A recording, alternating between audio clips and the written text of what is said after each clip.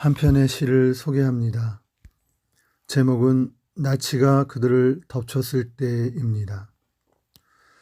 나치가 공산주의자들을 덮쳤을 때 나는 침묵했다.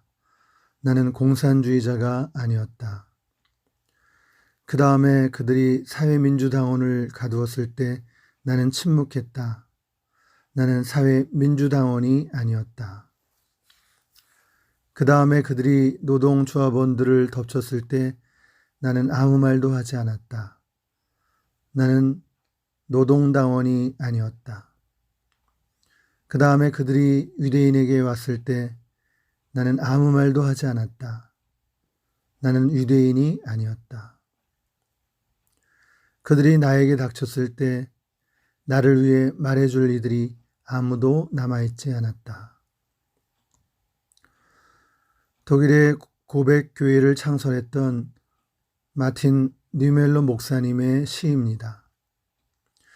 이분은 히틀러의 나치 정권 하에서 목사님들로 구성된 긴급 동맹을 결성했습니다. 그리고 조직적으로 히틀러의 나치 정권이 교회 일에 간섭하는 것을 반대했습니다. 또 나치가 무고한 유대인들을 학살하는 것도 항거했습니다. 그러나 결국 니멜로 목사님은 비밀 경찰인 게슈타포에 의해서 체포당해 감옥에 갇혔습니다.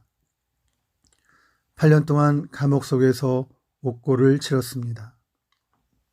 그러다가 1945년 세계 제2차 대전이 거의 끝나갈 무렵 니멜로 목사님은 연합군에 의해서 가까스로 구출을 받으셨습니다.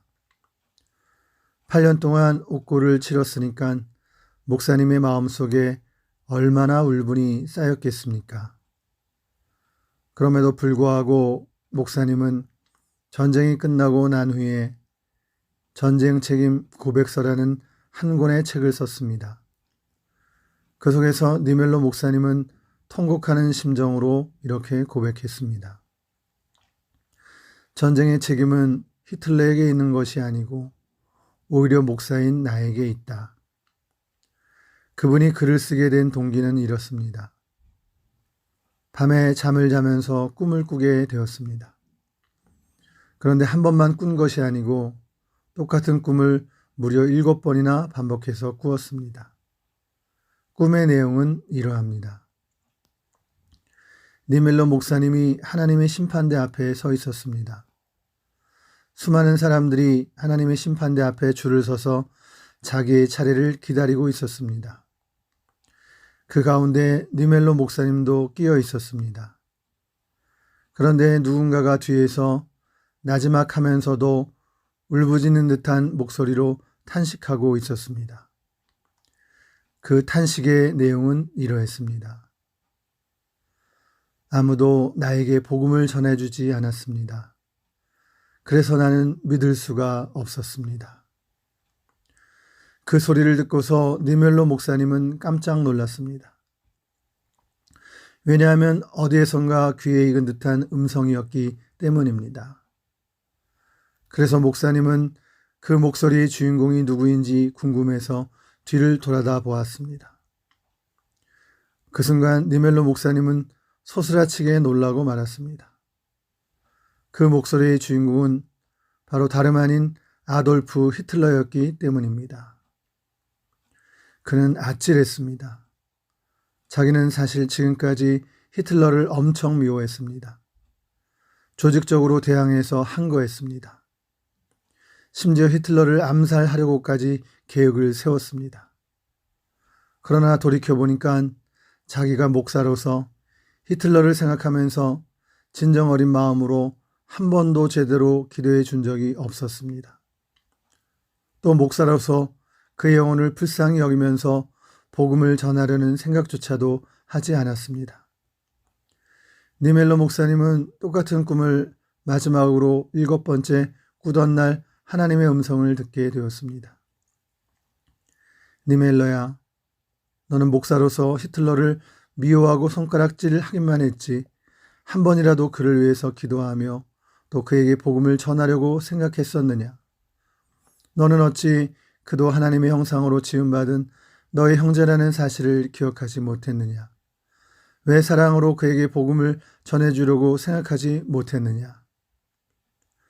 목사님을 향해 질책하는 음성이었습니다. 니멜로 목사님은 깊이 깨달았습니다. 그렇다. 전쟁의 책임은 히틀러에게만 있는 것이 아니고 오히려 목사로서 그를 위해 진심 어린 기도를 해주지 못하고 그에게 복음을 전해주지 못한 나에게 더 큰 책임이 있구나. 그렇게 해서 니멜로 목사는 참회하는 심정으로 전쟁 책임 고백서를 저술하게 되었습니다. 오늘날 우리 사회의 여러 가지 아름답지 못한 잘못된 일들의 책임을 남에게서만 찾으려 하기 때문에 우리의 사회는 더 큰 혼란 속으로 빠져들고 있습니다. 남을 비난하기에 앞서 자신을 돌아보고 자신의 몫을 제대로 다했는지 반성하는 자세가 필요한 시대에 살고 있지 않는가 생각하게 됩니다.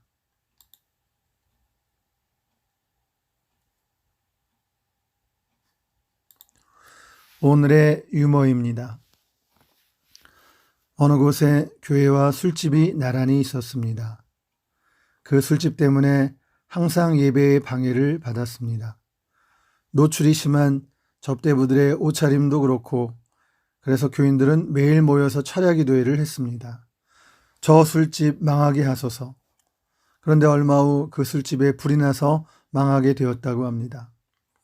그런데 문제는 그 술집 주인이 법정에 교회를 고소했습니다. 이유는 교회가 매일 망하게 해달라고 기도했기 때문에 망했다는 것입니다. 재판관이 술집 주인에게 물었습니다. 고소 사유가 뭡니까? 저 교회가 매일 우리 술집 망하게 해달라고 기도해서 망했습니다.